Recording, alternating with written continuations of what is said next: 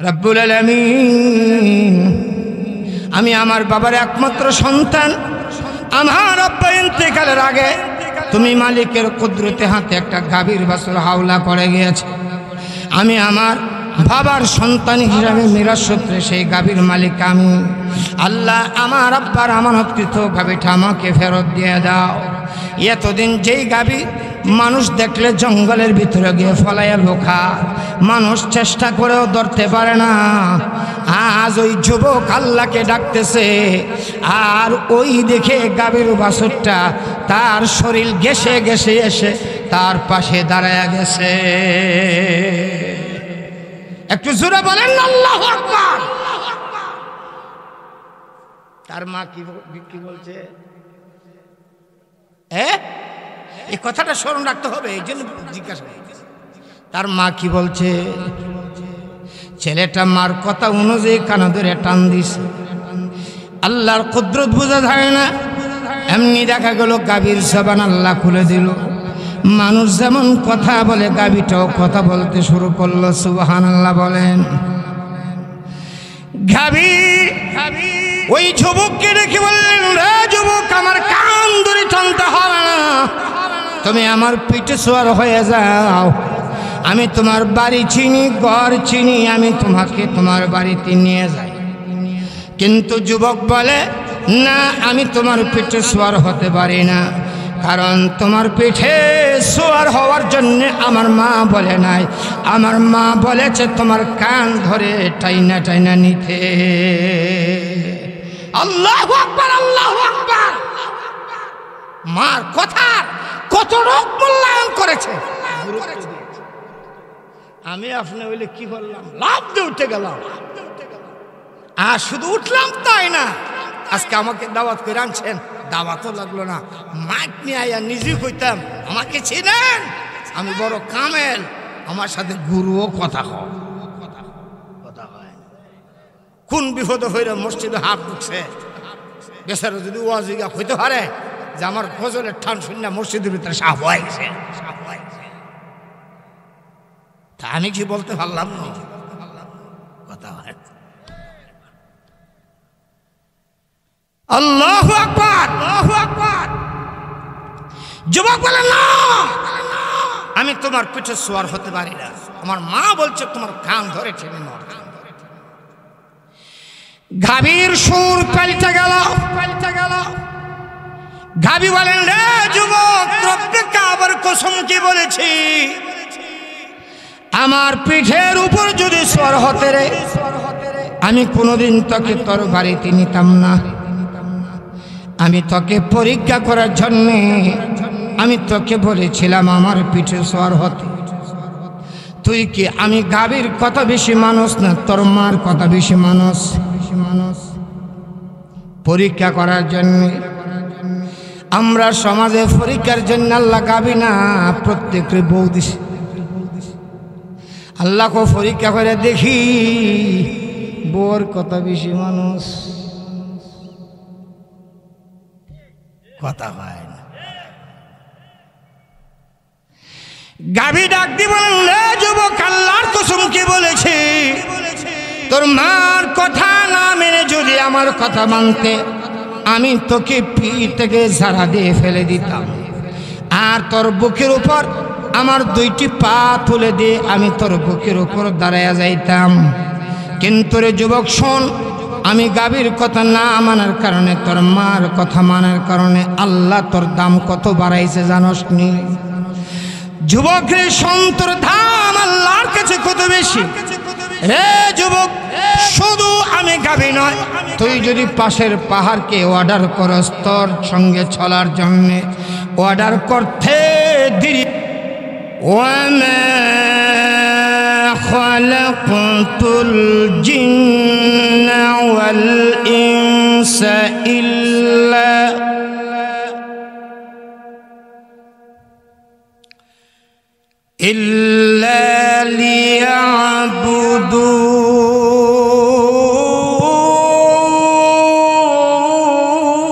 লিয়াবুদুন। আল্লাহ বলেন, জিন আর ইনসানকে আমি আল্লাহ বানাইছি আমার ইবাদতের জন্য। তাই আল্লাহ সূরা বনি ইসরাঈলের 23 নম্বর আয়াত আল্লাহ وَقَضَى رَبُّكَ أَلَّا تَعْبُدُوا إِلَّا إِيَّاهُ আল্লাহ বলেন ওয়াকাদা রাব্বুকা, হে রাসূল আপনার রবের সিদ্ধান্ত। ওয়াকাদা রাব্বুকা আই আমার রাব্বুকা, আপনার রবের আদেশ, আল্লাহ তা'বুদু ইল্লা ইয়াহু, ইবাদত কাহারও চলবে না, ইবাদত চলবে একমাত্র, জোরে বলুন, মহব্বতে বলুন, এই জবান কে দিছে? তাহলে আল্লাহকে একটু জোরে ডাকবেন, আল্লাহু আকবার। কষ্ট হচ্ছে, হইতে পারে এর উসিলা আল্লাহ পাক আপনাকে মাফ করে জান্নাতও দিয়ে দিতে পারে। কিতাবের মাঝে আসছে কিয়ামতের দিন আল্লাহ তাআলা ফেরেশতাকে বলবেন, আমার বান্দার আমলনামাটা ওজন দাও তো, দেখো তো আমার বান্দার কি আছে। ফেরেশতাকে বলবেন, আল্লাহ আপনার বান্দার শুধু গুনাহ আর কিছু নাই। আল্লাহ বলবেন, আবার যা, আমি আবার বান্দার গায়ে থেকে নেকের গ্রাম পাইতেছি। ফেরেশতা আবার যাবে, গিয়ে দেখবে না মুখের দিক থেকে একটু গ্রাম আসতে, তখন দুইটা ঠুট টান দিয়ে হাঁ করে দেখবে জিহ্বার নিচে সামান্য একটু নেক ফেলে দিচ্ছে। আইসা বলবে, আল্লাহ আপনার বান্দার জিহ্বার নিচে সামান্য একটু নেক পাওয়া গেছে। আল্লাহ বলবেন, উশহিদু, সাক্ষী থাক, আমার বান্দার জিহ্বার নিচের এই সামান্য নেকের উসিলা আমি আল্লাহ তার জিন্দেগীর গুনাহ মাফ করে আমার অপুরন্ত নিয়ামতের ভান্ডার জান্নাতের মালিক বানাই দিল। তখন ফেরেশতা আল্লাহর কাছে জিজ্ঞাসা, প্রভু জিহ্বার নিচে সামান্য একটু নেকি পাওয়া গেল, ওই সামান্য নেকির বিনিময়ে জিন্দেগীর গুনাহ মাফ করে জান্নাতের ব্যবস্থা করে দিয়েছে। আল্লাহ একটা নেকির এত দাম, এত মূল্য, এত পাওয়ার। আল্লাহ তোমার ভাল্লা কোথায় বসে কখন সেই নেকটা করেছিল? তখন আরশের মালিক মহান আল্লাহ ডাক দিবে, ফেরেশতারা ওই কাপাসিয়া গাজীপুর কাছেরা দক্ষিণ পাড়া জামে মসজিদের মাহফিলে বসে আমার বাংলা আমি আল্লাহকে খুশি করার জন্যে মহব্বতে আল্লাহ বলে ডাক দিয়েছিল, সুবহানাল্লাহ, আলহামদুলিল্লাহ বলেছিল। আমি আল্লাহ আমার বাংলার সেই দিনের ডাকটা বড় পছন্দ করেছি, তাই আমি তার জিহ্বার নিচে সেই দিনের আমলটাকে স্টক রেখে দিয়েছি। আজকে মুসিবতের দিন, আমার বাংলার জীবনের কোনো কিছুই কাজে আসলো না, আমি আল্লাহ সেই দিন আমলটাকে জরিয়া বানাইয়া জিন্দেগীর গুনাহ মাফ করে আমার অপরন্ত নিয়ামতের ভান্ডার জান্নাতের মালিক আমি বানায় দিলাম।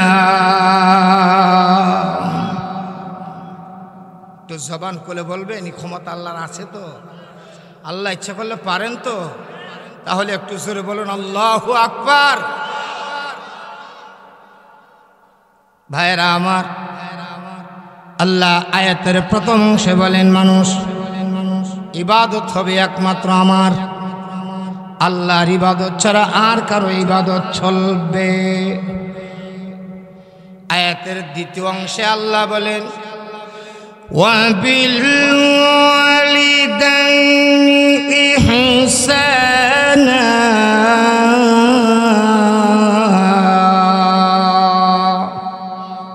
আল্লাহ বলেন, রে মানুষ তোমরা তোমাদের মা বাবার সঙ্গে ভালো ব্যবহার করো, মা বাবার খেদমত করো, মা বাবার সঙ্গে ভালো ব্যবহার করো।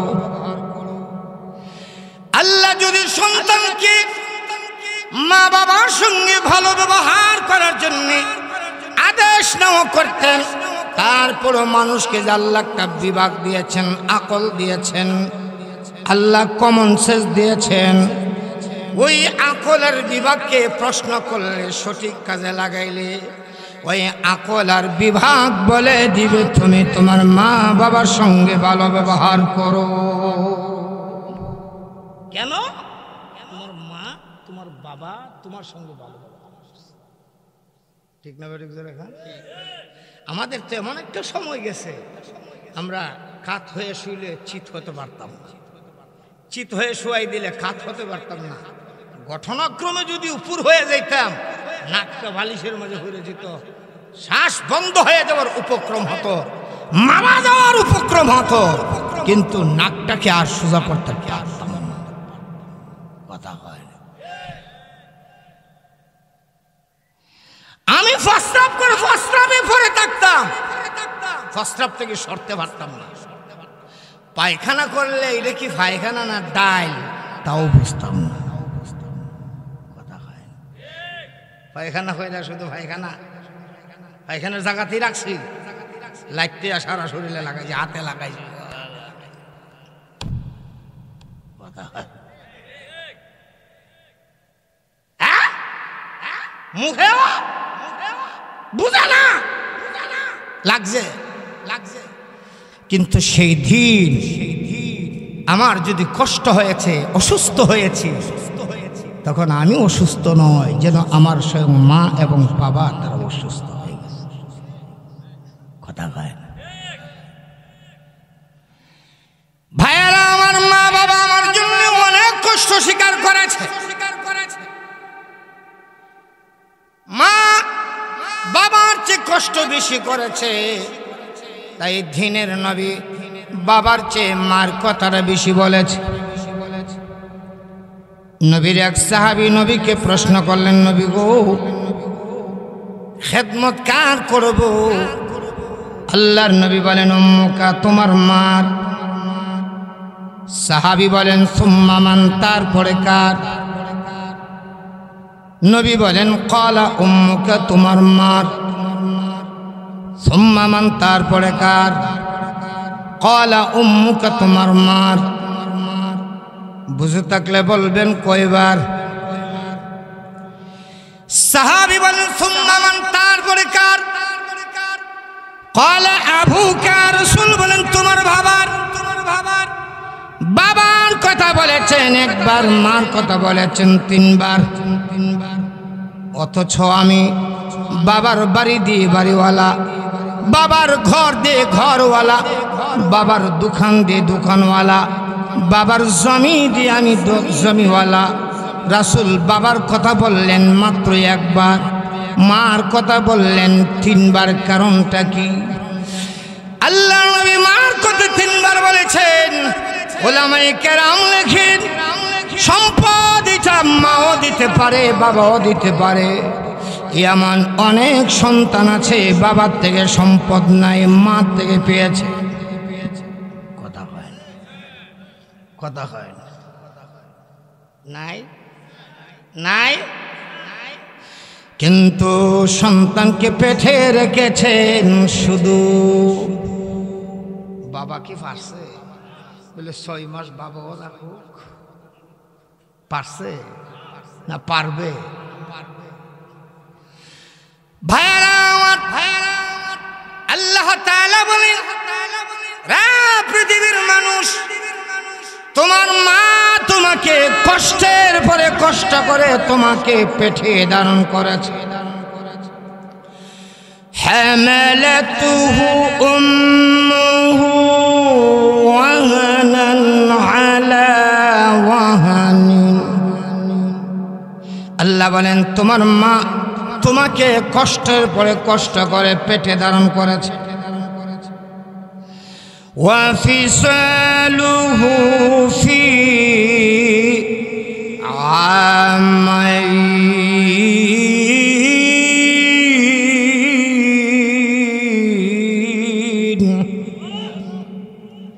আল্লাহ বলেন, তোমার মা বড় কষ্ট করে তোমাকে 2 বছর দুধ পান করেছে।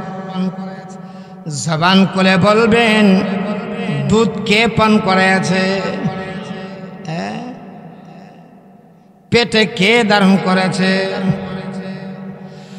হামালাতহু উম্মুহু কুরহা ووضعته كرها আল্লাহ বলেন তোমার মা তোমাকে কষ্ট করে পেটে ধারণ করেছে আর তোমার মা কষ্ট করে তোমাকে প্রসব করেছে।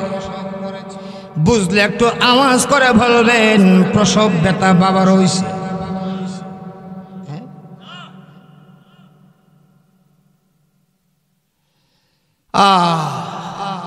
কোন ব্যাক করলেও তুই কথা কষ্ট প্রসব ব্যথা কষ্ট বাবার হইছে। এক ব্যাক করলে বেটা শ্বশুর বাড়ি গেছে, গিয়া দেখে শাশুড়ি বাড়ির নাই। দেখো আমার শাশুড়ি আম্মা কোথায়? তখন একজনে বলছে আপনার শাশুড়ি আম্মা ডেলিভারি কেসে হাসপাতালে ভর্তি আছে। কই কেসে তো আমার দাদাও একবার গ্রেফতার হয়েছে।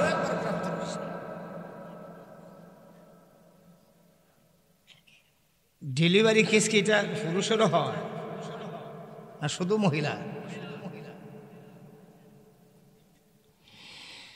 আল্লাহ নবী বিশ্ব নবী রাহমাতুল লিল আলামিন ফরমান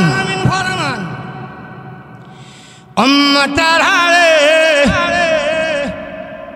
আমি রাসূল জীবনে কোনোদিন বাবাকে পেলাম না। আমার আপনার নবী উম্মতের কান্ডারি রহমতে আলম রহমাতুল লিল আলামিন তিনি ছিলেন ইয়াতীম। জোরে বলুন কি? আলম ইয়াজিদকা ইয়াতীমান ফাআওয়া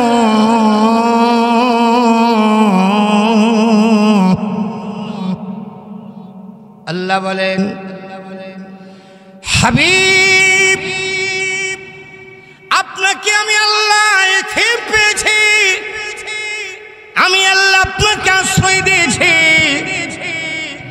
আমার আপনার নবী জীবনে কোনোদিন বাবাকে পান নাই, মাকে পেয়েছিলেন কিন্তু বেশি দিন মা মা বলে ডাকতে পারেন নাই। নবী ও রহমত নামক কিতাবে লেখেন আমার আপনার নবীর বয়স তখন 6। জোরে বলেন কত? সবাই বলেন কত? নবীজির বয়স 6 বছর বয়সে নবী একা একা বসে বসে কান্দে। প্রতিবেশী মহিলারা নবীর মা আমেনার কাছে দৌড়ায় গেল। রে আমেনা, তোমার আদরের ধোলাল নয়নের মনি কলিজার টুকরো সন্তান কেন গো সেখানে বসে একা একা কান্দে? যেই মাত্র আমার নবীর মা আমেনা শুনলো আমার নবী 6 বছর বয়সের নবী একা একা বসে বসে কান্দলে, আমেনা পাগলনির মতন দৌড় দিলেন।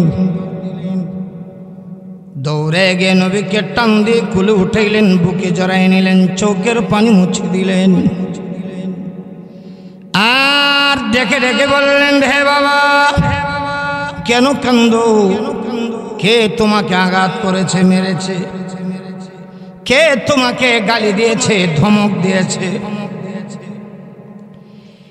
দিনের নবী 6 বছর বয়সের নবী কান্না বিজড়িত কণ্ঠে ডেকে বলেন মা আমাকে কেউ আঘাত করে নাই, মারে নাই, গালি দেয় নাই, ধমক দেয় নাই। নবীর মা বলেন তাহলে কেন এখানে বসে বসে একা একা কান্দো? আমার আপনার নবী 6 বছর বয়সের নবী কান্না বিজড়িত কণ্ঠে ডেকে ডেকে বলেন মা আমার কান্নার কারণ হলো আমি দেখেছি আমার বয়সের ছেলেরা তাদের আব্বা যখন আসে আব্বা আব্বা বলে দৌড়ে যা, তাদের আব্বা টাঙ্গি উঠা কুলে নিয়ে আদর করে মাগো আমার আব্বা কোথায় গেল গো? আজকে 6টা বছর হয়ে গেল, একটা মুহূর্তের জন্য আমি আমার বাবাকে পেলাম না। তাই আমি মুহাম্মদ আমার বাবাকে দেখার জন্য বসে বসে কান্দি।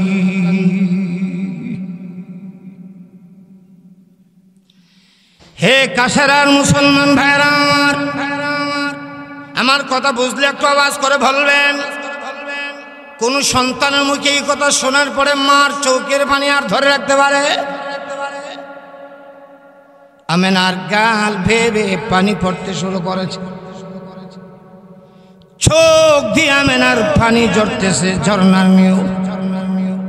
কি বলে মুহাম্মদকে সান্ত্বনা দিবে, নবীকে সান্ত্বনা দিবে, প্রবোধ দিবে, বাসা হারায় ফেলেছে।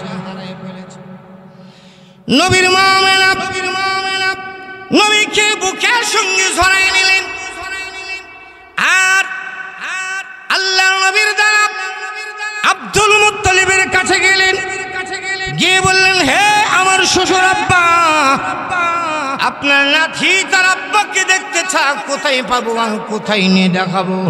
অনুমতি যদি দেন পারি তার আব্বার কবরটা দেখায় আনতে পারি। আব্দুল মুত্তালিব দেখে বললেন, আমেনা গো যাও, পারমিশন দিলাম, অনুমতি দিলাম, আমার নাতিকে আমার ছেলে আব্দুল্লাহর কবরটা দেখায় নিয়ে আসো। ভাইরা আমার, নবীর মা সফরের প্রস্তুতি শুরু করলেন। লম্বা সফর, সুদূর মক্কা থেকে প্রায় 450 কিলো দূরত্ব। সুবহানাল্লাহ বলেন না? কই কিলো? তাহলে আপনাদের এই কাশারাত থেকে কাপাসিয়া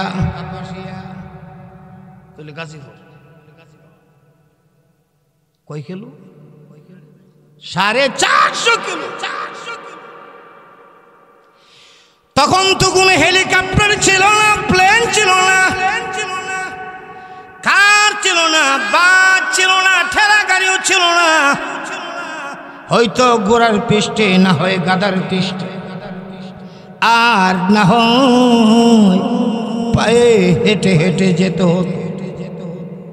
ভাইরা আমার, আজকে থেকে 30 বছর আগে বাড়ির গাটলা থেকে গাড়ি হয়েছেন,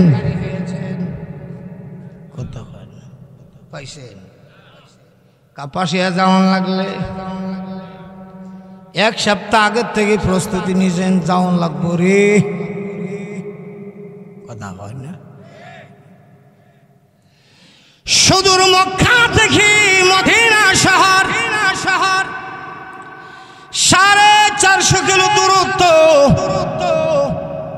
নবীর মা আমেনা সফর সঙ্গী হিসাবে গ্রহণ করলেন উম্মে আইমান দাসী। আমেনা উম্মে আইমান দাসী আর 6 বছর বয়সের নবী, 3 সদস্যর কাফেলা। বহু কষ্টের বিনিময় আমেনা 6 বছর বয়সের সন্তানকে নিয়ে আব্দুল্লাহর কবরের পাশে দাঁড়াইলেন। কবরের পাশে দাঁড়িয়ে দাঁড়িয়ে আমেনা কানলে, উম্মে আইমান দাসী কানলেন। আমার আপনার নবী 6 বছর বয়সের নবী মার কাপড়ের আসল ধরে ধরে টানি আর বলে, মা, এত দূর কান কবরের পাশে দাঁড়িয়ে কানলেন। নবীর মা কান্না বিজড়িত কণ্ঠে ডেকে ডেকে বলেন, রে বাবা, কার কবরের পাশে দাঁড়াইলে আমি তোমার মার চোখে পানি আসতে পারে? তুমি কি বুঝো না? তুমি না তোমার বাবাকে দেখতেছিলে? কোথায় পাবো আর কোথায় নেই তোমার আব্বাকে দেখাবো? এই কবরের মাটির নিচে তোমার আব্বা চির নিদ্রায় শুয়ে আছে। যাও আব্বা আব্বা বলে ডাক দাও, আমি তোমার মা দেখবো। তোমার আব্বা কবর থেকে উঠিনি আর তোমাকে টান দিয়ে বুকে জড়ায় নেয়নি। ভাইরা আমার, উম্মে আইমান দাসী কান্দে, আমেনা কান্দে।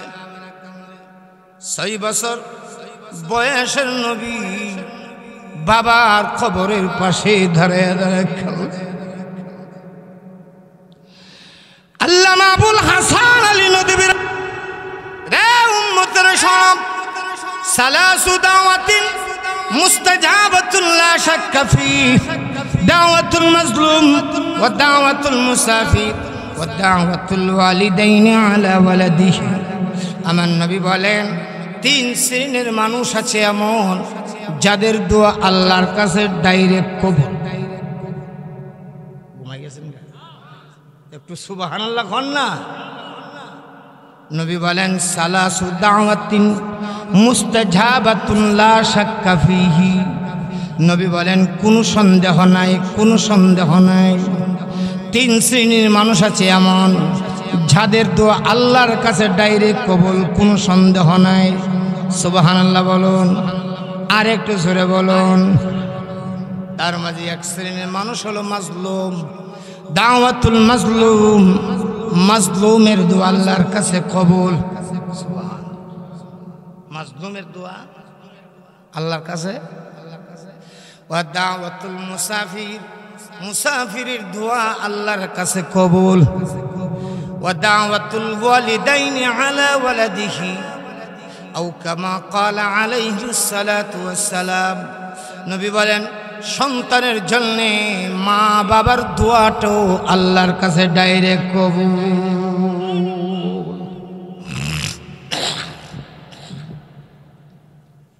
সন্তানের জন্য মা বাবার দোয়াটাও আল্লাহর কাছে ডাইরেক্ট কবুল। ভাইরা আমার, মা বাবা হাত তুললে দোয়া করার লাগে না, আল্লাহ আমার ফুলারে দিও, এগুলো তখন লাগে না। মা বাবার চেহারাই বুঝা বালা দোয়া না খারাপ দোয়া। সুবহানাল্লাহ কন না। মা বাবার চেহারাই বুঝা। মা বাবা যদি কারো জন্য ফতোয়া দিয়ে দেয় ডাইরেক্ট কবুল। ভালো দোয়া যদি কারো জন্য করে দেয় তাহলেও ডাইরেক্ট কবুল। এমন বহু দৃষ্টান্ত আছে, নজির আছে। তার কোনো সম্পদ নাই, ব্যবসা নাই, কিছু নাই, কিন্তু মার খেদমত করছে, বাবার খেদমত করছে। মা বাবা মৃত্যুর আগে বলে গেছে, বাবারে তুই চিন্তা করিস না, আল্লাহ তোরে এত সুখে রাখবো জীবনে কোনোদিন পা থেকে জুতা ফালানি লাগতো না। এতটুকু হয়ে গেছে। দেখা যাক ঠিকই আছে, সম্পদ নাই কিন্তু জুতা হওয়া দিয়ে খা, আছে না নাই? কথা হয় না। আবার এমন বহু মানুষ আছে সম্পদের অভাব নাই কিন্তু লেংটি শুকায় না, কথা হয় না। মা বাবা যদি বদুয়া দেয়, মা বাবার জবান থেকে বের হতে দিলে হয়, আল্লাহর কাছে কবুল হতে দিলে হয় না। মুসলিম শরীফের লম্বা হাদিস। বনি ইসরাইলের মাঝে আল্লাহর একজন ওলি ছিল, বুজুর্গ আল্লাহওয়ালা, নাম জুরাইজ। জুরাইজ রহমতুল্লাহ আলাইহ তার নিজস্ব খানখা বুঝেননি? খানখা হক্কানি ফির মাশায়েখের দরবার, যেখানে কোরআন হাদিসের সঠিক তালিম দেওয়া হয় এবং যেখানে অনেক আবেদারা রাখে দিন আল্লাহর ইবাদত করে। খানখা কাকে বলা হয়? হক্কানি ফির মাশায়েখের দরবার, যেখানে সঠিক দ্বীনের তালিম দেওয়া হয় এবং রাত দিন অনেক আবেদেরা রাতে দিনে আল্লাহর ইবাদত করে, ফিরেও করে, মুরিদেও করে। কথা হয় না, এটাকে বলা হয় খানকা। এখন এই খানকার নাম পাল্টাইয়া ওই খানকা ওই নাম রাখছে, কিন্তু আকাম কুকাম সব চলতেছে। এমন কিছু দরবারও বাংলাদেশে গাঞ্জার ধোয়া তার কাছে যাওয়া যায়, নিজেও গাঞ্জা খাবার, গাঞ্জার ফজিল তো গা, এমন দরবারও আছে না নাই? কথা হয় না। এক ফকিরে গাঞ্জা টানে আর শোনো মমিন মুসলমানও, বেশি কইরা গাঞ্জা টানো, নিজেও গাঞ্জা খাবার গাঞ্জা খাওয়ার লেখা। শোনো মুমিন মুসলমানো, বেশি কইরা গাঞ্জা টানো, আখিরাতে সবই পাবে, গাঞ্জা পাবে না। তো বুঝলো খুব সুন্দরী, ভালো বুঝলো। এখন আখিরাতে গাঞ্জা পাওয়া যেত না, দুনিয়াতে খায়ালা। ওই জুরাইজ রাহমাতুল্লাহ তার খানকা তিনি ইবাদত করেন। একদিন নামাজে দাঁড়াইছে। কোথায়? জোরে বলেন। আল্লাহর যত ইবাদত আছে তার মাঝে সবচেয়ে শ্রেষ্ঠ ইবাদতের নাম হলো নামাজ। নামাজে দাঁড়াইছে। আল্লাহু আকবার। যেই মাত্র নামাজে দাঁড়াইছে এমনি জুরাইজ রাহমাতুল্লাহর মা আয়েশা ডাকতেছে, জুরাইজ, হে জুরাইজ। জুরাইজ কোথায়? ডাকে কে? এখানে মাসআলা বলবো, অসুবিধা হইতেছে। মাসআলা, যদি মা বাবা বিপদে পড়ে ডাকে, আপনি যদি ফরজ নামাজও থাকেন, নামাজ ছেড়ে দেন, মা বাবাকে হেল্প করেন। সুবহানাল্লাহ বলবেন না? মা বাবা যদি কিভাবে ডাকে? বিপদে পড়ে। এখন বলবেন মা বাবা বিপদে পড়ে ডাকছে, বুঝবো কিভাবে? আরে ভাই, কিছু কথা আছে, কথাই বোঝা যায় মানুষটা সুখে আছে না দুঃখে আছে। আপনার মা রান্না করে, রান্নার কাজ করতেছে, আপনি নামাজে দাঁড়াইছেন, হঠাৎ করে মা ডাক মারলো, কালু কই রে, আমার কাপড় আগুন লাগে গেছে। তাহলে কি বুঝলেন? মা বড় সুখে আছে না বিপদে আছে? কথা হয়। মা এই মুহূর্তে আপনাকে নামাজ ছেড়ে দিয়া মার পাশে গিয়া দাঁড়ানো আপনার জন্য। আপনার বৃদ্ধ বাবা আস্তে আস্তে বাথরুমে গেছে, বাথরুমে গিয়া ফাউ ফিস লাগায় পড়ে গেছে। বাথরুমে পড়ে ছিলে মারছে, ফয়লা গেছে ফয়লা গেছে রে। যখন কইছে বোঝা গেছে বিপদে আছে। কথা হয়। এটা আবার ওয়াজ করে বুঝেন লাগবে এটা বিপদ কারা। মা বাবা যদি বিপদে পড়ে ডাকে, সন্তান যদি ফরজ নামাজেও থাকে, সুবহানাল্লাহ, সবাই পড়েন সুবহানাল্লাহ।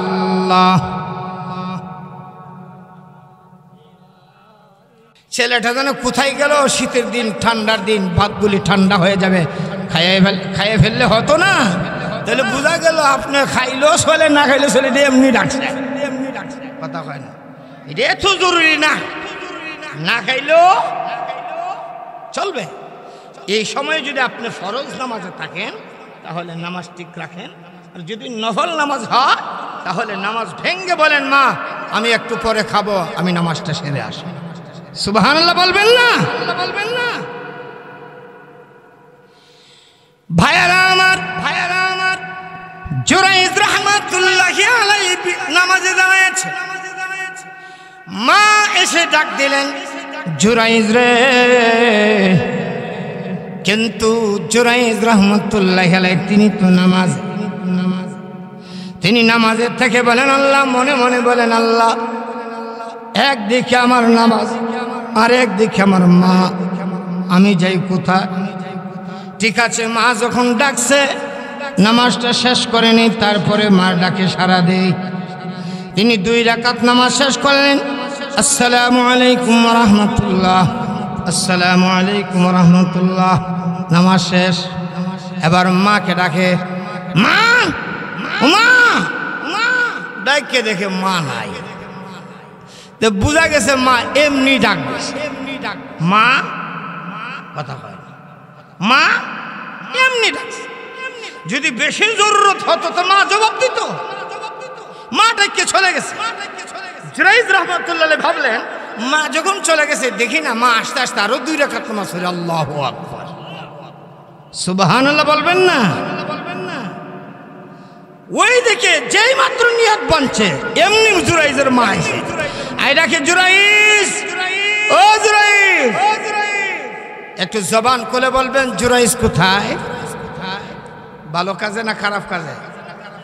কিন্তু জুরাইজ নামাজে মা ডাকতেছে, জুরাইজ কাল্লা, একদিকে আমার নামাজ আর একদিকে মা। ঠিক আছে, নামাজটা শেষ করে নেই। এখন 2 রাকাত শেষ কইরা আবারও ডাকতেছে, মা ও মা দেখে দেখে মা নাই, চলে গেছে। জুরাইজ ভাবলেন মা তো এমনি মনে হয় ডাকছে, আচ্ছা মা আবার আস্তে আস্তে আরো 2 রাকাত নামাজ পড়ি। আবারও 2 রাকাত নামাজ পড়ছে। তৃতীয়বারে 2 রাকাত নামাজের যেই মাত্র নিয়ত বানছে, জুরাইজের মা আয়সা হাজির হইয়া ডাকতেছে, ও জুরাইজ। ডাইকে দেখে জুরাইজ জবাব দেয় না, কারণ জুরাইজ আছে কোথায়। ডাইকে যখন ছেলের কোনো জবাব পেল না, মার মুখ থেকে একটা কথা বের হয়ে গেছে, আল্লাহ ছেলেটাকে 3 বার ডাকলাম, একবার জবাব দিল না। আল্লাহ তার মরণের আগে কোন বেশ্যা মহিলার মুখ না দেখায় তাকে মরণ দিল। সবাই বলেন না নাউজুবিল্লাহ। কথা মুখ থেকে বের হয়ে গেছে, ওই দোয়া লেগে গেছে। আল্লাহর নবী বিশ্ব নবী রাহমাতুল লিল আলামিন ফরমান, ওই জুরাইজ আল্লাহর বড় ওলি, আল্লাহর সঙ্গে তার বড় কানেকশন সম্পর্ক। সে যত বড়ই আল্লাহওয়ালা বুজুর্গ, কিন্তু এলাকার সব মানুষ তাকে ভালো পায় না। ভাই ভালো করে লক্ষ্য করবেন, এলাকার সব মানুষ ভালো মানুষকে এলাকার সব মানুষে ভালো পায় না। কিন্তু যারা 2 মুখী, সুরের সঙ্গে গেলে সুরের কথা, ঘুষখোরের কাছে গেলে ঘুষখোরের কথা, সুদখোরের কাছে গেলে সুদখোরের কথা, বদমাশের সাথে গেলে বদমাশের কথা, তাকে বদমাশেও ভালো পা, সুরও ভালো পা, ডাকাতেও ভালো পা, ঘুষখোরেও ভালো পা, সুদখোরেও ভালো পা, কথা হয় না। কিন্তু যেই লোকটা সুদের বিরুদ্ধে কঠোর, ঘুষের বিরুদ্ধে কঠোর, জিনার বিরুদ্ধে কঠোর, দুর্নীতির বিরুদ্ধে কঠোর, ওই লোকটাকে সমাজের সলিড মানুষগুলি ভালোবাসে। দুর্নীতিবাজ 2 নাম্বার মানুষগুলি তাকে ভালোবাসে না। ঠিক না ঠিক? এখন একটা লোককে যদি সব মানুষে বলা হয়, আসলে লোকটা ভালো না। আমার কথাটা বুঝেন না আপনারা? একজন মানুষকে যদি সমাজের সব স্তরের লোক ভালোবাসে, তাহলে বুঝতে হবে আসলে লোকটা ভালো না। আর যদি দেখা যায় কিছু খারাপ মানুষ তাকে পছন্দ করে না, তাহলে বুঝতে হবে আসলেই লোকটা সলিড। জুরাইজ রহমতুল্লাহ আল্লাহওয়ালা বুজুর্গ, তাই বলে এলাকার সবাই তাকে ভালোবাসবে এটা কোনো কথা না। দেখা গেল এলাকার কিছু মানুষ আগে থেকেই জুরাইজকে পছন্দ করে না, কিন্তু তাকে ধরার মতন কোনো সোর্স নাই, সুযোগ নাই, সুযোগ পায় না। হঠাৎ করে দেখা গেল ওই এলাকায় একজন মহিলা বিয়ে বসা নাই, বাচ্চা প্রসব করে ফেলেছে। আরে ভাই, এই দুনিয়াতে একজন মানুষই বিয়ে ছাড়া বাচ্চা প্রসব করেছে, তিনি হলেন মরিয়ম। জোরে কোন সুবহানাল্লাহ। এটা আল্লাহর কুদরত। আল্লাহ দেখাচ্ছেন, ও দুনিয়ার মানুষ, আমি আল্লাহ যদি চাই মা বাবা ছাড়াও মানুষ বানাইতে পারি, শুধু পুরুষ থেকেও মানুষ বানাইতে পারি, শুধু মহিলা থেকেও মানুষ বানাইতে পারি। মা বাবা ছাড়া আদমকে আল্লাহ বানাইলেন, আর শুধু পুরুষ থেকে হাওয়াকে বানাইলেন, আর শুধু মহিলা থেকে আল্লাহ ঈসা রুহুল্লাহকে বানিয়ে দেখাইলেন। আমি যদি চাই শুধু মহিলা থেকেও মানুষ বানাইতে পারি, যদি চাই শুধু পুরুষ থেকেও পারি, চাইলে আমি আল্লাহ মা বাবা ছাড়াও মানুষ বানাইতে পারি। তারপর দুনিয়ার মানুষকে আল্লাহ মা বাবার মাধ্যমে বানাইলেন। অতঃপর আল্লাহ অর্ডার দিলেন, রে পৃথিবীর মানুষ, আমি আল্লাহ তোমাকে তোমার মা বাবার মাধ্যমে দুনিয়াতে পাঠাইলাম, আর আমি আল্লাহ তোমার মা বাবার সঙ্গে ভালো ব্যবহার করার জন্য অর্ডার দিলাম। আল্লাহ আমাদেরকে বানাইছেন আমাদের মা বাবার মাধ্যমে, এবং ওই মা বাবার সঙ্গে ভালো ব্যবহার করার জন্য আল্লাহ কি দিয়েছেন? নির্দেশ দিয়েছেন। ভাইয়েরা আমার, জুরাইজ রহমতুল্লাহ গেলে খানকার ভিতরে ইবাদত করে, আর ওই দিকে বাহিরে একজন মহিলা বিয়ে বসে নাই, বাচ্চা নিয়ে ঘুরে। লোকেরা ধরলো বাচ্চা পেলে কোথায়, মহিলা জবাব দিতে পারে না। যার সঙ্গে আকাম করে বাচ্চা নিয়েছে ওই লোকটার কাছে দৌড়ে গেল, সমাজের মানুষ তো আমাকে ধরে ফেলেছে, কি জবাব দিব? ওই লোকটা বলল, শোনো সাবধান, আমার নাম বলবে না, টাকা লাগে পয়সা লাগে আমি আছি, তোমাকে হেল্প করব, সহযোগিতা করব, কিন্তু আমার নাম বলবে না। মহিলা বলল, তাহলে আমি কার নাম বলবো? ওই লোকটা বলল, ওই যে দেখো খানকার ভিতরে বসে বসে একটা লোক ইবাদত করে, ওই জুরাইজের নামটা বলে দিও। নাউজুবিল্লাহ।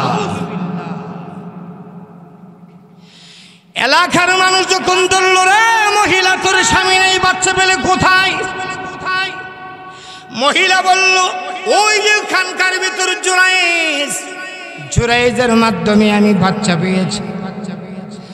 কিছু লোক তো আগে থেকে জুরাইজকে পছন্দ করে না, যারা জুরাইজকে জানে চিনে ভালোবাসে তারা কন্যা এই কাজ জুরাইজের দ্বারা হতে পারে না।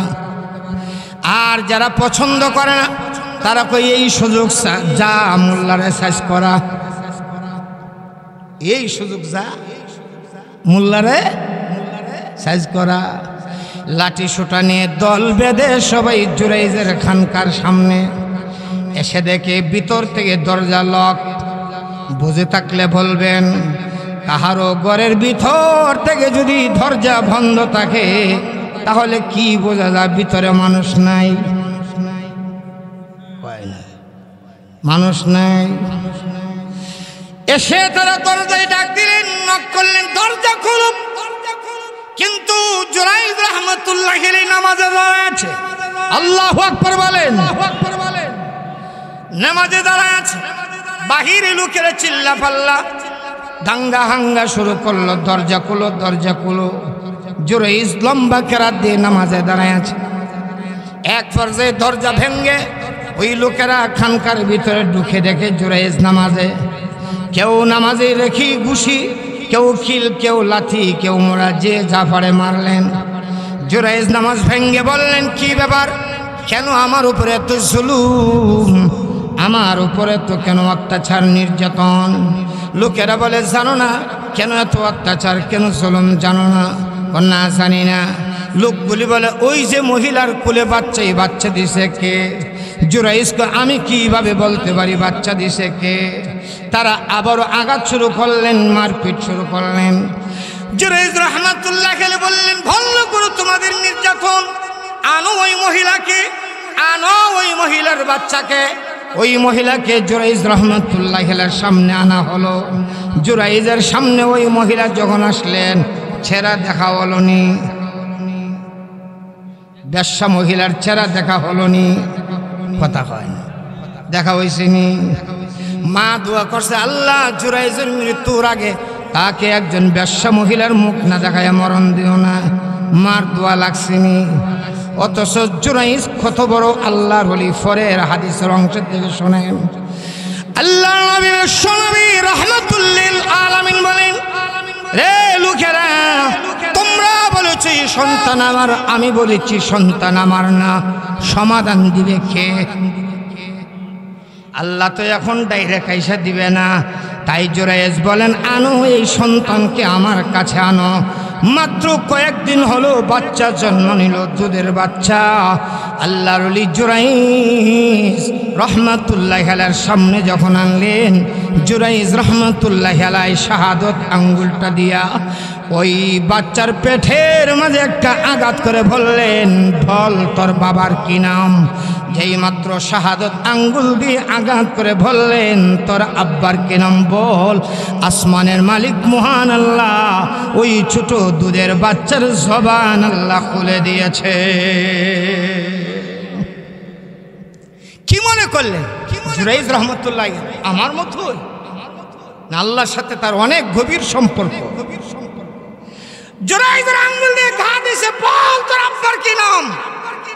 এভাবে আঘাত করতে দেরি হয়েছে, ওই দুধের বাচ্চা, শিশু বাচ্চা সঙ্গে সঙ্গে আল্লাহ জবান খুলে দিছে।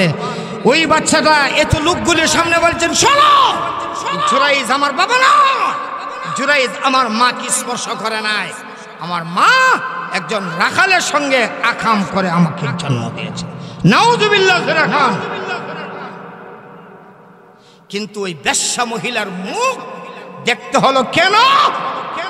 মার বদুয়া, মার ভাইরা আমার, মা বাবার সঙ্গে যদি ভালো ব্যবহার করেন আল্লাহ তাআলা ইহকালেও পুরস্কার দিবেন, পরকালেও পুরস্কার দিবেন। ইহকালে পুরস্কার 1 নম্বর, আল্লাহ তাআলা আপনার সম্মান ইজ্জত আল্লাহ বাড়ায় দিবেন। সুবহানাল্লাহ। মা বাবার সঙ্গে যদি খারাপ ব্যবহার করে, মসজিদের ইমামও যদি হয়, মাদ্রাসার প্রিন্সিপালও যদি হয়, আল্লাহ তার ইজ্জত সম্মান উঠাই নেবেন, বেইজ্জত করে দিবেন। মা বাবার সঙ্গে যারা খারাপ ব্যবহার করবে, মসজিদের ইমামও যদি হয়, মাদ্রাসার প্রিন্সিপালও যদি হয়, শিক্ষকও যদি হয়, তাহলে দেখা যাবে এমন জায়গায় গিয়ে ধরা পড়বে লোকেরা তার নামই শুনতে পারবে না। আর যদি মা বাবার সঙ্গে ভালো ব্যবহার করে, ছেলেটা গরিব হতে পারে, দিনমজুর হতে পারে, কিন্তু স্টলে 10 জন বসলে 9 জন বলবে অমুকের ছেলেটা খুব ভালো, সে মা বাবার সঙ্গে ভালো ব্যবহার করে। কথা বলেন। আর যদি মা বাবার সঙ্গে খারাপ ব্যবহার করে, মসজিদের ইমামও যদি হয়, একজন স্টলে বসে করবো আমাদের এখনই ইমাম সাহেব খুব ভালো, তিনি তো 5 ওয়াক্ত নামাজ আমাদেরকে পড়ানি, আবার আওয়াবিন, এশরাক, চাষ্ট এমন কোনো নফল নামাজ নাই তিনি পড়েন নাই। তখন একজনে গুণগান গেলে 9 জনে রাখবে না, তাহাজ্জুদ পড়ে, আওয়াবিন পড়ে, এশরাক পড়ে, বাদ দে কর তাহাজ্জুদ আর আওয়াবিন এশরাক, সে তো মারে বাদ দেন। কথা কয় না, কথা কয় না। তখন দেখা যাবে এক কথায় তার সব শেষ হয়ে গেছে। 2 নম্বর, মা বাবার সঙ্গে যারা ভালো ব্যবহার করবে, আল্লাহ তাআলা তার কল্পনার বাহির থেকে, ধারণার বাহির থেকে আল্লাহ তাকে ইনকামের ব্যবস্থা করে দিবে। সুবহানাল্লাহ। অসুবিধা হইতেছে? তাফসীর মাজহারির প্রথম খণ্ডে লেখেন, বনি ইসরাইলের একজন আবেদ ছিল, আল্লাহওয়ালা, 3 সদস্যের ফ্যামিলি, স্বামী স্ত্রী 2 জন, ছোট একটা ছেলে, আর কেউ নাই। পাহাড়ের টিলার ওপর তাদের বাড়ি। সম্পদ বলতে তেমন বেশি কিছু নাই, আছে একটা গাভীর বাছুর। গাভীর, আপনার বাছুর কোননি? আছে একটা গাভীর বাছুর।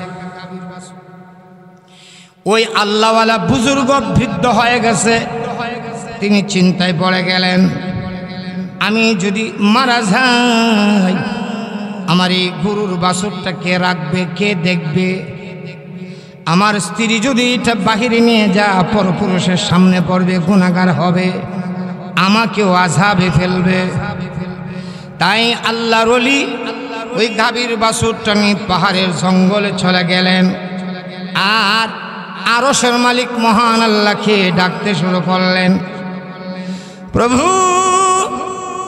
আল্লাহ, আমি হয়তো পৃথিবী থেকে চলে যাব, আমি যাওয়ার পরে আমার এই বাছুর রাখার মতন কোনো সন্তান নাই উপযুক্ত। আল্লাহ, আমি গাভীর বাছুরটা তুমি মালিকের হাতে হাওলা করে দিলাম, আমার সন্তান যেদিন বড় হবে, আল্লাহ আমার এই গাভীর বাছুরটা আমার সন্তানকে ফিরাইয়া দিও। এই কথা বলে গাভীর বাছুরটাকে পাহাড়ের জঙ্গলে ছেড়ে দিয়ে আসলেন।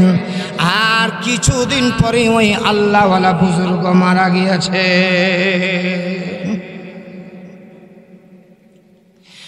এই দিকে গাভীর বাছুরটা পাহাড়ে ঘুরে ফিরে খায়, মানুষ দেখলেই জঙ্গলের হরিণের মতো দৌড়ায় গিয়া জঙ্গলের ভিতরে লুকা। হাজারো চেষ্টা করে কেউ এই বাছুরটাকে ধরতে পারে না। সুবহানাল্লাহ বলবেন না? হাজারো চেষ্টা করে কেউ ধরতে। কিতাবের নাম তাফসিরে মাজহারি বলেন, কিতাবের নাম 1 নম্বর খণ্ড। ওই কিতাবে লেখেন, এই দিকে বাচ্চাটা, ছেলেটা আস্তে আস্তে বড় হলো। বাবা যেমন আল্লাহওয়ালা ছিল, ছেলেটাও আল্লাহওয়ালা হয়ে গেল। যেরকম সুবহানাল্লাহ। কিন্তু তার ব্যবসা নাই, জমি নাই, চাকরি নাই, সংসার চলবে কি দিয়ে? তাই ছেলেটা পাহাড়ে গিয়ে লাকড়ি কাটে, বাজারে এনে বিক্রি করে। যা টাকা পায় 3 তিন ভাগে ভাগ করে, এক অংশ মার হাতে দিয়ে দেয়, আরেক অংশ সংসারের তলে খরচ করে, আরেক অংশ মহান আল্লাহকে খুশি করার জন্যে আল্লাহর রাস্তায় যুবকটা দান করে দে। আর একটু জোরে কন্যা সুবহানাল্লাহ। ভাইয়েরা আমার, দান করলে ধন কমে না, দান করলে বাড়ে। এটা আমার কথা নয়, আপনাদেরও কথা নয়, এটা আল্লাহর কথা। কার কথা? আর একটু জোরে বলেন। ইয়ামহাকুল্লাহুর রিবা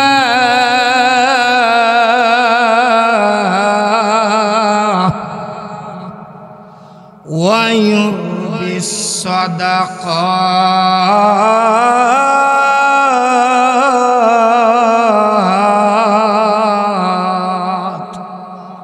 আমরা দেখি সুদি লাগাইলে সম্পদ বাড়ে, আল্লাহ না বাড়ে না।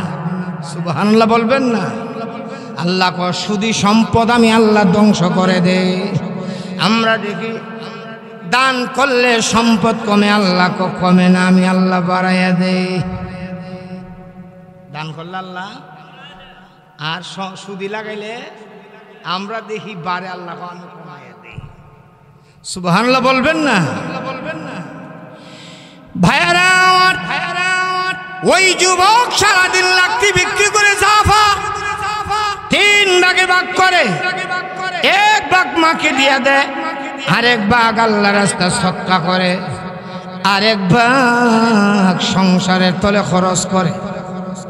সারাদিন মেহনত করে, রেস্ট নাই, বিশ্রাম নাই, রাত্রে বেলাও পুরোপুরি বিশ্রাম নিতে পারে না। কারণ রাত্রকেও তিন ভাগে ভাগ করেছে, এক ভাগ মার খেদমত করে, আরেক ভাগ ঘুমা, আরেক ভাগ দাঁড়াইয়া দাঁড়াইয়া আল্লাহর ইবাদত করে। জোরে কোন সুবহানাল্লাহ। আর একটু জোরে কোন সুবহানাল্লাহ। ভাইয়েরা আমার, এইভাবে তার দিন চলে, রাত চলে। হঠাৎ করে তার মা ডেকে বলে, রে আমার কুখা, তোর কষ্ট দেখলে আমার সহ্য হয় না। দিনের বেলা তোর বিশ্রাম নাই, রাত্রেও তোর পুরোপুরি বিশ্রাম নাই। বাবারে একটা কাজ কর, আর মেহনত করতে হবে না। তোর আব্বা মৃত্যুর আগে পাহাড়ের টিলায় একটা গাভীর বাছুর রেখে গিয়েছে।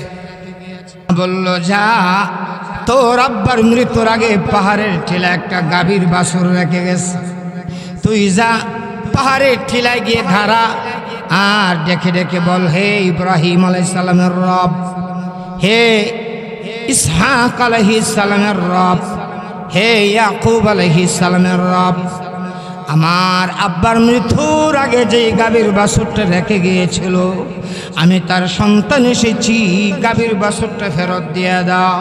সুবহানাল্লাহ। মা দেখি বলল, রে বাবা শোন, ওই গাভীর বাছুর যখন আসবে, গাভীর বাছুরের কান ধরে টেনে টেনে আমি তোর মার কাছে গাভীর বাছুরটা নিয়ে আসব। এবার ছেলে পাহাড়ের টিলায় গেলেন, পাহাড়ের টিলায় দাঁড়ালেন, আর আরশের মালিক মহান আল্লাহ রব্বুল আলামিনকে ডাকতে শুরু করলেন, প্রভু, হে ইব্রাহিম আলাইহিস সালামের প্রভু, হে ইসহাক আলাইহিস সালামের প্রভু, হে ইয়াকুব আলাইহিস সালামের প্রভু রব্বুল আলামিন, আমি আমার বাবার একমাত্র সন্তান। আমার আব্বা ইন্তেকালের আগে তুমি মালিকের কুদরতে হাতে একটা গাভীর বাছুর হাওলা করে গিয়েছে। আমি আমার বাবার সন্তান হিসাবে মিরাজ সূত্রে সেই গাভীর মালিক আমি। আল্লাহ, আমার আব্বার আমানতকৃত গাভীটা আমাকে ফেরত দিয়ে দাও। এতদিন যেই গাভী মানুষ দেখলে জঙ্গলের ভিতরে গিয়ে ফলাইয়া লোখা, মানুষ চেষ্টা করেও ধরতে পারে না, আজ ওই যুবক আল্লাহকে ডাকতেছে, আর ওই দেখে গাভীর বাছুরটা তার শরীর ঘেঁষে ঘেঁষে এসে তার পাশে দাঁড়ায়া গেছে। একটু জোরে বলেন আল্লাহু আকবার। তার মা কি বলছে? এই কথাটা স্মরণ রাখতে হবে, এই জন্য জিজ্ঞাসা। তার মা কি বলছে? ছেলেটা মার কথা অনুযায়ী কানা ধরে টান দিছে। আল্লাহর কুদরত বোঝা যায় না, এমনি দেখা গেল গাভীর জবান আল্লাহ খুলে দিল। মানুষ যেমন কথা বলে গাভীটাও কথা বলতে শুরু করলো। সুবহানাল্লাহ বলেন। গাভী ওই যুবককে দেখে বললেন, রে যুবক, আমার কান ধরে টানতে হবে না, তুমি আমার পিঠে সওয়ার হয়ে যাও। আমি তোমার বাড়ি চিনি, ঘর চিনি, আমি তোমাকে তোমার বাড়িতে নিয়ে যাই। কিন্তু যুবক বলে, না, আমি তোমার পিঠে সওয়ার হতে পারি না, কারণ তোমার পিঠে সওয়ার হওয়ার জন্য আমার মা বলে নাই। আমার মা বলেছে তোমার কান ধরে টাইনা টাইনা নিতে।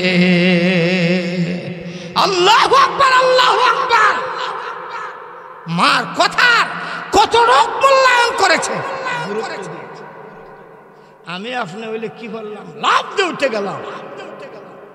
আর শুধু উঠলাম তাই না, আজকে আমাকে দাওয়াত করে আনছেন, দাওয়াতও লাগলো না, মাইক নিয়ে আয়া নিজে কইতাম, আমাকে চিনেন, আমি বড় কামেল, আমার সাথে গুরুও কথা হয়। কোন বিপদ হইলে মসজিদে হাত ঢুকছে, বেচারা যদি ওয়াজিগা হইতে পারে যে আমার ফজলের ঠান শুনে মসজিদের ভিতরে সাপ হয়ে গেছে, তা আমি কি বলতে পারলাম না? কথা হয়। আল্লাহু আকবার, আল্লাহু আকবার। যুবক বলে, না, আমি তোমার পিঠে সওয়ার হতে পারি না, আমার মা বলছে তোমার কান ধরে টেনে নাও। গাভীর সুর পাল্টে গেল। গাভী বলেন, রে যুবক, রব্বে কাবার কসম কি বলেছি, আমার পিঠের উপর যদি সওয়ার হতে রে, আমি কোনোদিন তোকে তোর বাড়িতে নিতাম না। আমি তোকে পরীক্ষা করার জন্যে আমি তোকে বলেছিলাম আমার পিঠে সওয়ার হতে। তুই কি আমি গাভীর কথা বেশি মানুষ না তোর মার কথা বেশি মানুষ? পরীক্ষা করার জন্যে আমরা সমাজে পরীক্ষার জন্য আল্লাহ গাভী না প্রত্যেকের বউ দিছে। আল্লাহকে পরীক্ষা করে দেখি বউর কথা বেশি মানুষ। কথা হয় না। গাভী ডাক দি বলেন, রে যুবক, আল্লাহর কসম কি বলেছি, তোর মার কথা না মেনে যদি আমার কথা মানতে, আমি তোকে পিঠ থেকে ঝাড়া দিয়ে ফেলে দিতাম, আর তোর বুকের উপর আমার দুইটি পা তুলে দিয়ে আমি তোর বুকের উপর দাঁড়াইয়া যাইতাম। কিন্তু রে যুবক শোন, আমি গাভীর কথা না মানার কারণে, তোর মার কথা মানার কারণে আল্লাহ তোর দাম কত বাড়াইছে জানোস নি? যুবক রে, সন্তর দাম আল্লাহর কাছে কত বেশি। হে যুবক, শুধু আমি গাভী নয়, তুই যদি পাশের পাহাড়কে অর্ডার করস তোর সঙ্গে চলার জন্য, অর্ডার করতে দেরি হবে, ওই পাহাড়টা তোর সঙ্গে চলতে দেরি হবে না। তো দাম বাড়ছে তোর কেন? তোর মার। আল্লাহু আকবার বলুন। ভাইরা আমার, এবার দেখা গেল ওই যুবক গাভীর কান ধরে ধরে টাইনা বাড়িতে নিছে। মার কাছে গিয়ে বলেন, মা, গাভী নিয়ে এসেছি। তার মা বলে, বাবা শোন, গাভীটি নিয়ে বাজারে যা বিক্রি করে। ছেলে বলে, মা গো, দাম কত বলবো? মা বলে দিলেন, তোর গাভীর দাম 3 দিরহাম, 3 টাকা। এখনের 3 টাকা না, প্রায় 6000 বছর আগের 3 টাকা। এখনের 3 টাকা দেখ গাভীও হইতে লেদা নি হোক, গাভীর যে লেদা কথা ভাই, 6000 বছর আগে। আল্লাহু আকবার বলেন। গাভী নিয়ে বাজারে গেছে যুবক। মা বলছে, তোর গাভীর দাম 3 দিরহাম, 3 টাকা। শোন, ক্রেতার হাতে গাভী তুলে দেওয়ার আগে আমার একবার জিগাইয়া যায় দিতাম কি লাগাইছে। যুবক গাভী নিয়ে বাজারে গেছে। ক্রেতা একজন সামনে এসে দাঁড়ায় বলে, ভাই তোর গাভীর দাম কত? যুবক বলেন, আমার গাভীর দাম 3 দিরহাম, 3 টাকা, কিন্তু শর্ত হলো গাভীটা তোমাকে দেওয়ার আগে আমার মাকে জিগাইন লাগবে। ক্রেতা বলেন, না না না, তোর গাভীর দাম 3 দিরহাম না 6 দিরহাম।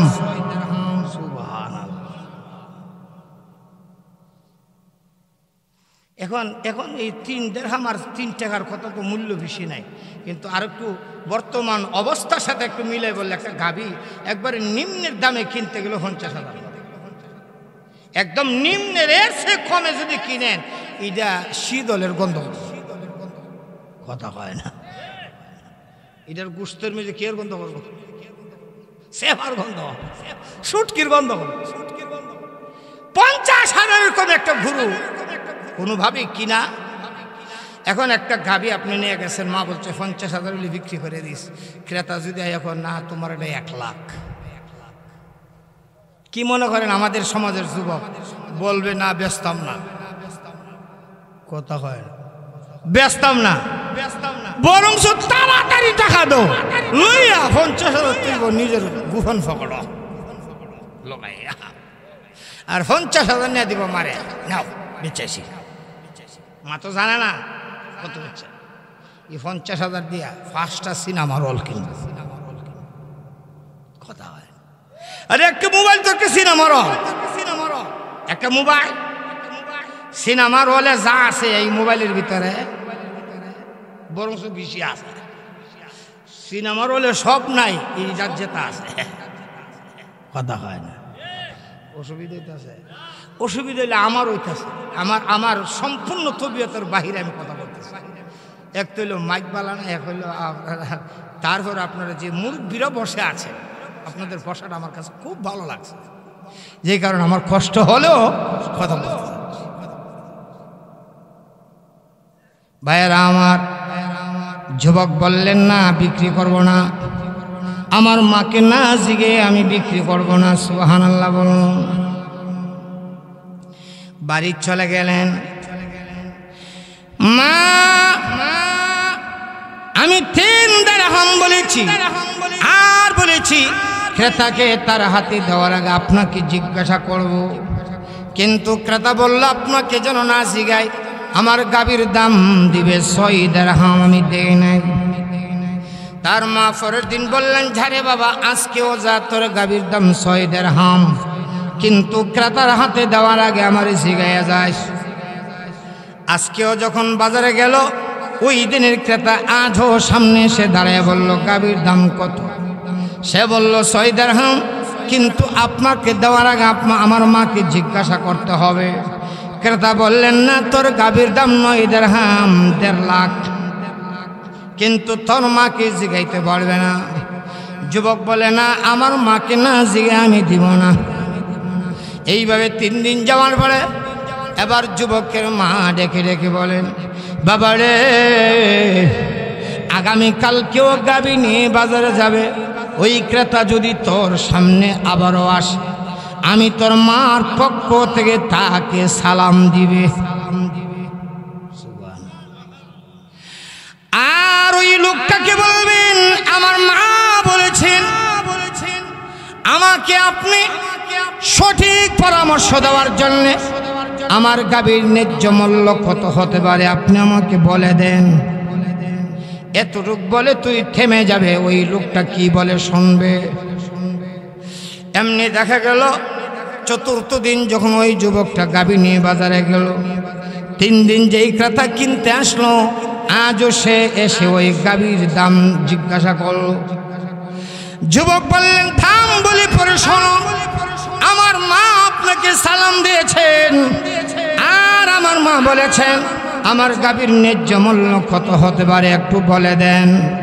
এমনি ওই লোকটা বলেন, মুচকি হাসি দিয়ে বলেন, রে যুবক শুন, তোর গাভী বিক্রি করিস না, যা তুই গাভী নিয়ে বাড়িতে যা। আল্লাহর পয়গম্বর মুসা কালিমুল্লাহর কাছে একটা মামলা গেছে, হত্যা মামলা। ওই মামলার আসামি তালাশ করার জন্য একটা গাভীর প্রয়োজন। গোটা পৃথিবীর বুকে আর কোথাও এমন গাভী নাই। মহান আল্লাহ তোর মার কথা মানার কারণে আল্লাহ তোকে সেই গাভীটা দান করে দিয়েছে। একটু জোরে বলেন আল্লাহু আকবার। মুসা আলাইহিস সালামের কাছে কি গেছে? হত্যা মামলা। হত্যা মামলা কি? ওই সময়ের একজন বিত্তশালী শিল্পপতি, এখন এনে শিল্পপতি, এখন 30 বছর আগে শিল্পপতি কোনো শব্দ আছে? জমিদার আছে। আজকে থেকে 40 বছর আগে কি আছে? এখন তো ওই সময়ের একজন শিল্পপতি, জমিদার, নাম তার আমেল, নিঃসন্তান, কোনো সন্তান নাই। বর্তমান বাংলাদেশেও এমন বহু লোক আছে, অঢাল সম্পদের অধিকারী, খাওয়া লোক নাই, কথা হয় না। আবার এমন অনেক গরিব আছে, 3 বেলার 2 বেলা হইতে পারে না, কিন্তু সন্তান কয়টা হইতে গেলে 42 গণ লাগে, কথা হয় না। আর কিছু কর না, ওই আমিলের কোনো সন্তান নাই, নিঃসন্তান, আপন কোনো ভাই নাই, আপন কোনো বোন নাই, আছে একটা চাচাতো ভাই। কিন্তু শরীয়তের দৃষ্টিতে আমেল যদি মারা যায়, সম্পদের মালিক হবে তার চাচাতো ভাই। তবে ওই চাচাতো ভাই সে ধৈর্যহারা, সে চিন্তায় পড়ে গেল সে মরবে কখন আর মালিক হব কখন। এরা কিছু তাই ওই চাচাতো ভাই চক্রান্ত করে আমেলকে হত্যা করে, অন্য গ্রামের পাশে লাশটাকে রেখে চলে আসলেন। পরের দিন সে নিজে আবার লাশ তালাশের জন্য বের হয়ে গেলেন। তালাশ করতে করতে করতে করতে আমেলের লাশের পাশে গিয়ে নাটকীয় কান্না যাকে বলা হয়, চাচাতো ভাই ওই কান্না শুরু করলো। লোকের এসে জমা হয়ে গেল। এবার ওই লোকটা আল্লাহর পয়গম্বর মুসা কালিমুল্লাহর কাছে গিয়ে হত্যা মামলা করলো। ওগো আল্লাহর নবী, এই এলাকার মানুষেরা আমার ভাইকে হত্যা করেছে, হত্যার বিচার চাই। আল্লাহর নবী এলাকার লোকগুলিকে ডেকে আনলেন, আল্লাহর জাতের কসম দিয়ে জিজ্ঞাসা করলেন, তোমরা কি তাকে হত্যা করেছো? সবাই কসমকে বললেন না, আমরা হত্যা করি নাই। তাই এলাকার লোকেরা আবার আল্লাহর পয়গম্বরকে বললেন, ওগো আল্লাহর নবী মুসা, মহান আল্লাহর সঙ্গে আপনার সম্পর্ক ভালো, আল্লাহর কাছে দোয়া করেন, আল্লাহ যেন হত্যাকাণ্ডের রহস্য উদ্ঘাটন করে দেন। আল্লাহর পয়গম্বর দোয়া করলেন, আল্লাহ তাআলা ওহীর মাধ্যমে জানিয়ে দিলেন। পয়গম্বর মুসা শোনেন, তাদেরকে বলে একটা গাভী জবাই করার জন্যে। গাভী জবাই করে ওই গাভীর একটা রান আলাদা করে মৃত ব্যক্তির শরীরে যদি ভারী দেওয়া হয়, তাহলে মৃত ব্যক্তি উঠে দাঁড়ায় বলবে তাকে হত্যা করছে কে। বিষয়টি একদম সহজ ছিল, বিষয়টা একদম। তাফসীরের কিতাবে লেখে যে কোনো গাভী জবাই করে যদি এইভাবে একটা বাড়ি দিত, তাহলে মৃত ব্যক্তি দাঁড়ায় কইতো তারা মাছ। কিন্তু তারা বনি ইসরাইলের মানুষ খুব ডেঞ্জারাস। তারা গো মুসা, এই হত্যার সাথে গাভীর কি সম্পর্ক? আপনি কি আমাদের সাথে ঠাট্টা মশকারি করেন? মুসা আলাইহিস সালাম ফানা চাই আল্লাহর কাছে, আমি ঠাট্টা মশকারি করি না। তখন তারা করতে হইলে আল্লাহর কাছে দোয়া করেন গাভীটা কেমন হবে। এখন তারা একটার পর একটা প্রশ্ন করতে করতে করতে করতে করতে করতে এক পর্যায়ে প্রশ্ন করে বসছে, আল্লাহকে জিজ্ঞাসা করেন গাভীর রং কেমন হবে, কেমন হবে। যখন বলছে আল্লাহকে জিজ্ঞাসা করেন গাভীর রং কেমন হবে, মুসা আলাইহিস সালামকে আল্লাহ বলেন, ও মুসা, তাদেরকে বলে দাও তাদের গাভীর রং হবে গোল্ডেন কালার। সুবহানাল্লাহ বলবেন না? আচ্ছা, ওই যে আপনাদের মসজিদের পাশে ওই যে লাইট জ্বলে, ছোট ছোট লাইট, বাতি, কি কালার? আর এটা আর এটা কথা হয় না। এমন সাদা গরু আছে, কিন্তু এটার মতো আসেনি, কথা হয় না। এটার মতো আসেনি, গোল্ডেন কালারের গরু আছে আপনাদের কাপাসিয়াতে না, গাজীপুরে, সারা বাংলাদেশে, সারা দুনিয়াতেই নাই, সারা দুনিয়াতেও। এখন বিষয়টা সহজ রয়েছে না কঠিন হয়েছে? তাদের থেকে একজন বলল, ইনশাল্লাহ আমরা এমন গাভীর ব্যবস্থা করো ইনশাল্লাহ। কোয়ার কারণে আল্লাহ ব্যবস্থা করছে ঠিক, কিন্তু ওই যুবকের গাভীটা কি আল্লাহ কবুল করছে, যে যুবকটা তার মার কথা ছাড়া চলে না। সুবহানাল্লাহ জোরে বলবেন না ভাইরা আমার। এলাকার লোকেরা শুনতে পারলো পাহাড়ের ঠিলায় একটা যুবক আছে, তার এমন একটা গাভী আছে। মুরব্বীরা, সমাজের মুরব্বীরা ওই যুবকদেরকে পাঠালো, যাও গাভীটা দেখে আসো। যুবকেরা গেলেন, গিয়ে দেখেন হ্যাঁ পয়গম্বর যেই গাভীর কথা বলছি এমন গাভী আছে। যুবককে জিজ্ঞাসা করলেন, ভাই তোমার গাভীর দাম কত? যুবক বলেন, আমার বেচার প্রয়োজন নাই, তোমরা যদি নিতে চাও কত দিবে বলো। তারা বললেন, আমরা তোমার গাভীর দাম 1,00,000 দিরহাম দিব। সুবহানাল্লাহ। বাজারের দাম হইছে 9 টাকা, এখন হইছে কত কি বুঝেন? যে সময়ে 9 টাকাটা গুরু হওয়া যায়, এই সময়ে 3 টাকায় গুরু হওয়া যায়, এই সময় 1,00,000 টাকা, কি বুঝেন? আল্লাহু আকবার বলবেন না? যুবক সুবিধা পাইছে না, সে কো ভাই 1 লাখ এটা আমার গাভীর লেদার দাম হইতো, লেদার দাম হইতো। তারা চলে আসছে, সমাজের মুরব্বীদের সঙ্গে পরামর্শ করলো, আমরা তো 1 লাখ বলে আসছি, সে তো দেনা। মুরব্বীরা বললো যাও, তাকে গিয়ে বললো 2 লাখ। এখন যুবকেরা আবার গেছে গিয়ে বলে, ভাই আপনার গাভীর দাম 2,00,000 দিরহাম। যুবক সুবিধা পাইছে না, যুবক 2 লাখে তো আমার গাভীর তো 60টা ভা, 2 লাখে তো 2টার দাম হয়েছে না, আর 2টা দিব কেনা? আবারও লোকেরা চলে আসছে, মুরব্বীদের সঙ্গে জিজ্ঞাসা করছে। মুরব্বীরা বলল যে আমরাও দেখতে চাই গাভীটা কেমন। সুবহানাল্লাহ বলেন না? তাফসীরে মাজহারি প্রথম খণ্ডে লেখে, মুরব্বীরা গেছে, গিয়ে দেখেন না পয়গম্বর যে গাভীর কথা বলছে এমন গাভী পাওয়া যায়। মুরব্বীরা দেখি বললেন, রে যুবক তোর গাভীর দাম 2 লক্ষ না, তোর গাভী আমরা সবাই করব, গোশত থেকে চামড়া আলাদা করব, ওই চামড়ার ভিতরে স্বর্ণ ঢুকাই আমরা একটা গাভী বানিয়ে তোরে দিব। এবার দিলে দে, না দিলে চলে গেলাম। যেই মাত্র বলল গেলাম, এমনি দেখা গেল ওই যে একে একে 3 দিন পর্যন্ত একজন লোক আসছিল গাভীটা কেনার জন্য। তিনিও এসে হাজির হয়ে মুস্কি হাসি দিয়ে বলেন, রে যুবক এই সাজ সারিস না, এবার তোর গাভীটা বিক্রি করে দিতে পারি। সুবহানাল্লাহ। যুবক বললেন, ভাই গাভী বিক্রি করবো ভয়, আগে আপনার পরিচয় জানতে চাই। কে আপনি, কোথায় আপনার বাড়ি, আর কোথায় আপনার ঘর? এতদিন পরে আবারও আপনি আসলেন আমাকে পরামর্শ দেওয়ার জন্যে। ওই লোকটা মুস্কি হাসি দিয়ে বলে, রে যুবক আমি মানুষ নয়, আমি জিন নয়, আমি হলাম মহান আল্লাহর একজন ফেরেশতা। তোমাকে পরীক্ষা করার জন্য বারবার এসেছি। তুমি টাকার প্রতি লোভ বেশি করো না, মার কথা বেশি মানো, কিন্তু তুমি তোমার মার কথা মানার কারণে আল্লাহর কাছে কত দামি হয়েছ। মহান আল্লাহ দুনিয়াতে তোমাকে রক্তে গোশতের গাভীর বিনিময় মহান আল্লাহ তোমাকে স্বর্ণের গাভী উপহার দিয়েছে।